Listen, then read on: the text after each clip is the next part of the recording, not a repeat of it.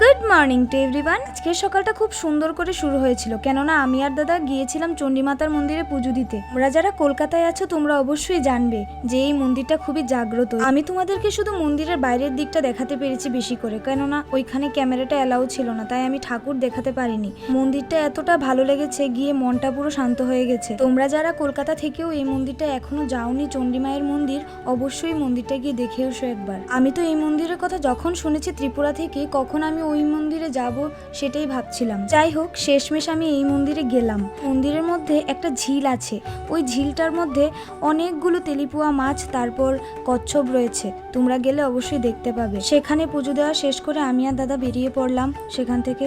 তারপর আমরা চলে গেলাম মুকুন্দপুর বাজারে। ওই দিন কেন জানি না রাস্তার মধ্যে অনেকটাই জ্যাম ছিল, জ্যামের জন্য অনেকটাই লেট হয়ে গেছে আমাদের। মুকুন্দপুর বাজারে গিয়ে আমরা চা খেতে চলে গেলাম। তো আজকের জন্য এতটুকুই, দেখা হচ্ছে পরবর্তী ভিডিওতে। Bye bye.